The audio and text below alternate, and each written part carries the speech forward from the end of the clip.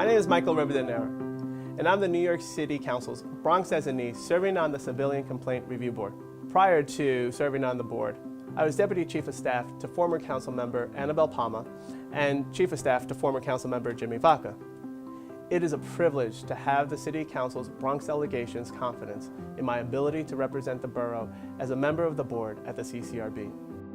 Many people testified at the September hearings of the New York City Charter Revision Commission 2019 about the New York City Civilian Complaint Review Board, or the Ccrb.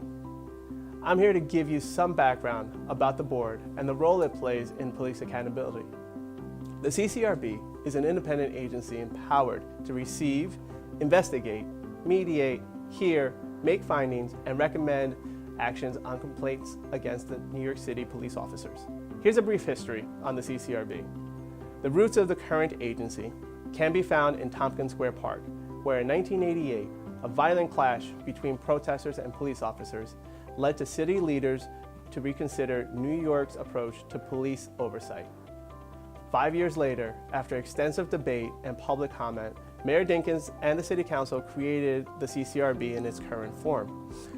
Local Law 1, the law that transformed the Ccrb, granted the agency the authority to recommend discipline for misconduct and gave the Ccrb subpoena power, which to this day allows investigators to obtain the kind of video footage they couldn't access after the Tompkins Square incident. The Ccrb has a board of 13 members, 5 City Council designees, 5 mayoral designees, and 3 NYPD commissioner designees.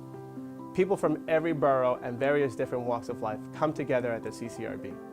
Among the members of the board are a minister, a first-generation daughter of a Dominican immigrant, and a Harvard graduate who worked at Ground Zero in the aftermath of 9/11.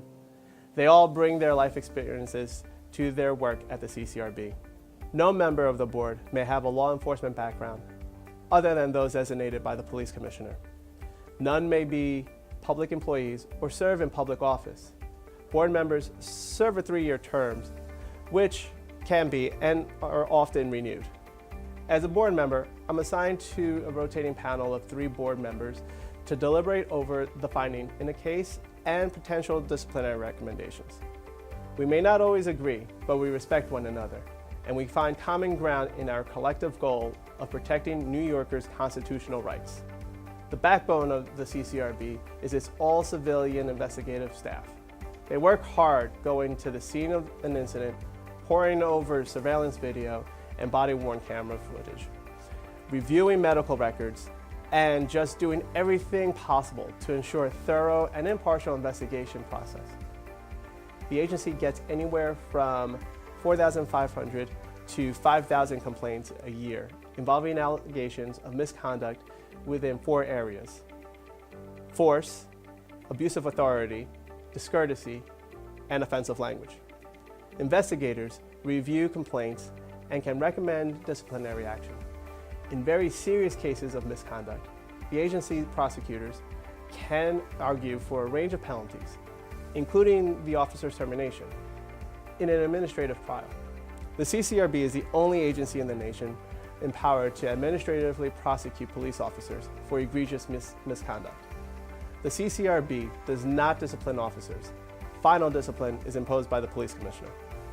In addition to investigations, the Ccrb's reports are essential resources for our city. For instance, the Ccrb issues data on where alleged police misconduct is taking place, what that alleged misconduct looks like, and what discipline the police commissioner ultimately imposes. This type of information helps pursue policy changes aimed at improving community police relations and accountability for the NYPD. The process of improving community police relations is just that, a process, and the Ccrb plays an important role in it. The relationship between the NYPD and the communities it serves is one of my colleagues and I are committed to improving.